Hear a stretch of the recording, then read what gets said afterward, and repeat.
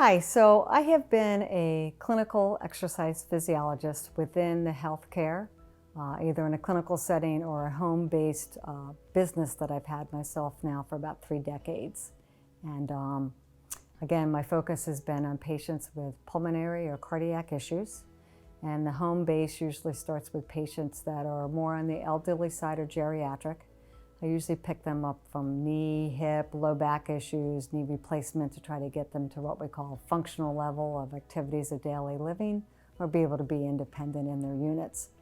And with that though, I usually stay with them for several years or longer. So through that decline, they end up becoming cardiac or pulmonary patients. So it's a little bit about what I've seen as far as on the clinical and in the healthcare field. And with that was Oxygenated was born, or as our logo says, Oxygen to Go O2. And it's what do you do with these patients? On the cardiac side, we can fix the heart, but on the pulmonary side, they end up tethered for life to an oxygen delivery system. And portable oxygen, they need to take it with them at all times, and there are multiple issues with that. So a little bit about what I've seen between those two settings, both home-based and clinical, is attached to tanks for oxygen. This is a plastic tubing, it's called a cannula. And on a portable system, which simply means it's a way of them carrying oxygen with them as they move about, either outside, walking their dog, or in the house, anything but cooking on a stove with gas. They would be attached to this cannula.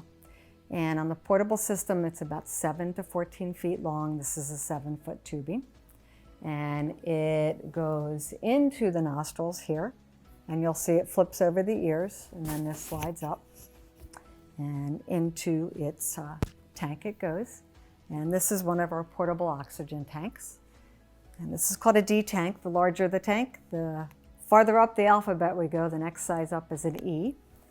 And as you can see, it's fairly long cord. So a great example of comfort level, which is one of the first things that I notice with patients complaining and want to embrace this, which is very important, is how do you take all this apparatus, which is not the most attractive thing in the world, nor comfortable, and make it something that's going to be part of your life every day. Is that this cannula, if you take your mask that you now wear for COVID and you think about it, you wear that part of the day and part of the time you get to take it off. Think about having the weight of 10 of those elastic bands on your ears 24/7 for 10, 20 years. That is how this cannula feels. There is a product out that's a styrofoam insert that goes on the ears. It does not stay static, has tendency to want to slide. So you now end up with something else that's hanging here and it doesn't take that weight off the ears. So that was one of our first thought process of what can we do to help these patients or these clients want to embrace this. The next was that this tubing, as they move, has a tendency, it wants to move with them and usually away from their body. So if this again is in the nasal cavities, and this is again like 10 masks sitting over my ears, and I bend or twist and I go to move and this is not attached to me and I'm standing, I may be going in this direction. This may catch something somewhere else. As it catches, it pulls, so it adds more weight to the ears, and if your slide isn't tight, it actually will pull it out of the nostrils.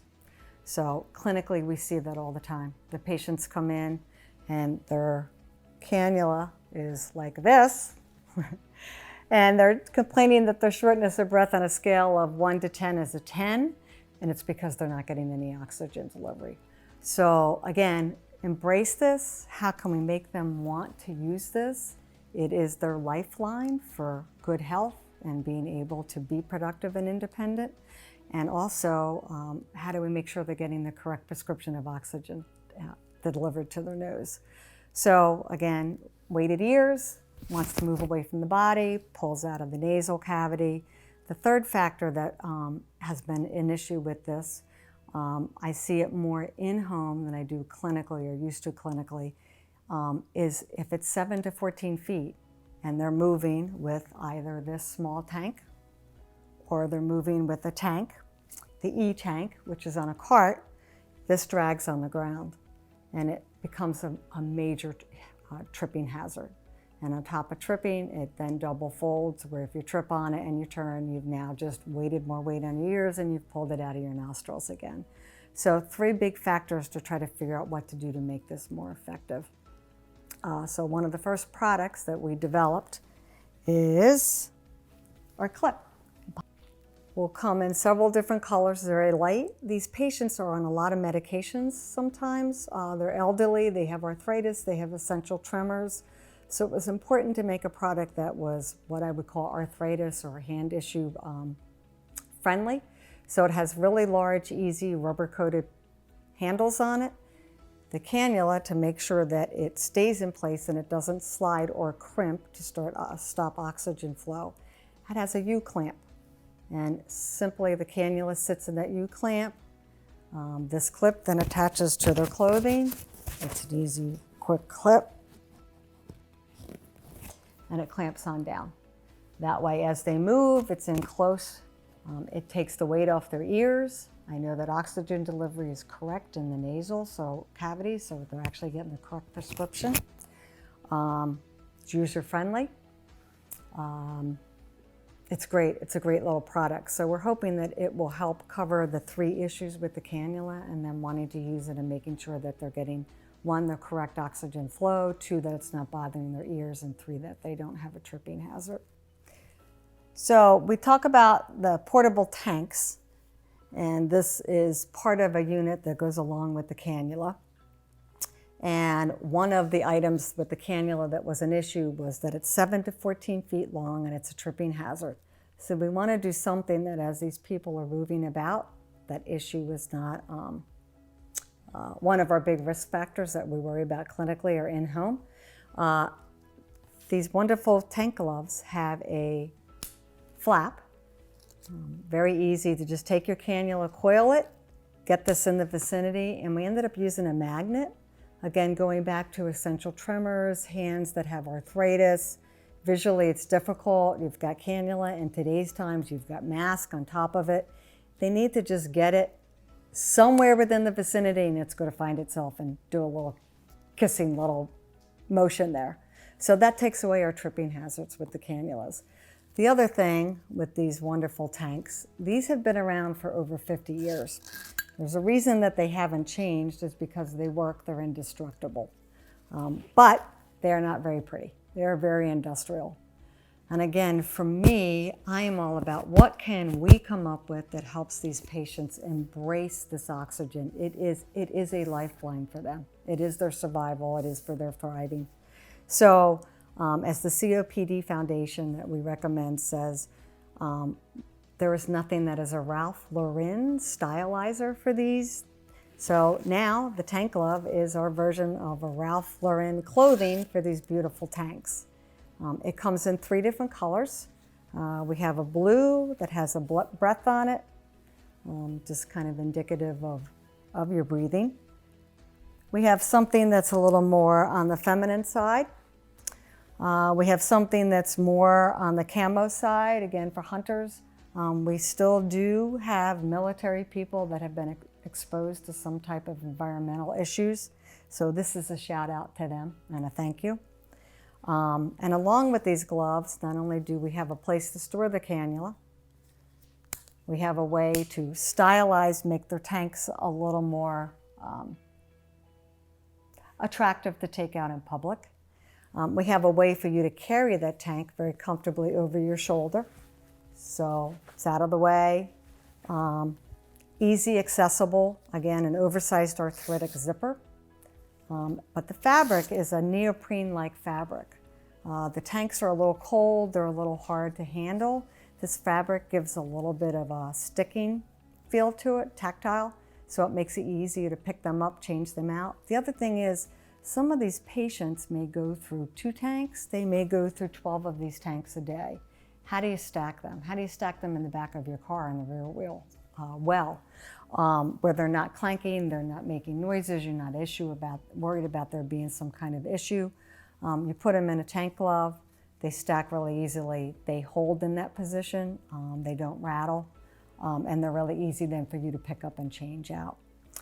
Lastly is, along with you carrying your tank, you've got to have some personal items with you. And two items that are very important for pulmonary patients are: one, they should have the rescue inhaler with them at all times. And the easiest way for they or somebody else to have access to that rescue inhaler is we have these wonderful pouches on each of these.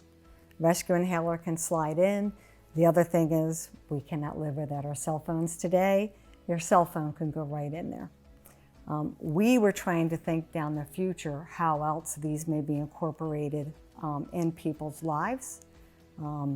Sadly to say, COVID, since it is a pulmonary affecting virus, COVID patients are now pulmonary patients, and they have been coded through insurance, through Medicare.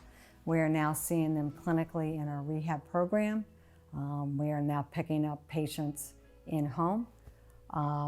So they will be tethered to oxygen. Some will be able to have their lungs heal and get off. But with that knowing down the road, on the tank, you have this regulator. Again, it is like the tank. It is 50 years old and it's an analog. It is in the design stage now to become digital Bluetooth. That means for it to operate and be able to have it talk to something Wi-Fi that will regulate your oxygen flow, also let you know how much you have left in the tank, which is important, and also send data to your doctor. You will need to carry your cell phone with you. So the pockets become really important. That way we know we have the two components to make you very viable with your tanks: your rescue inhaler for your medications, your cell phone for talking to your regulator. So that's a little bit about the background of Oxygenated and our Oxygen2Go, O2Go. How can we help these patients? How can we help these people that want to live independently, embrace something that's needed for life and make it comfortable, make it attractive, and increase their livelihood of being independent for as long as they can.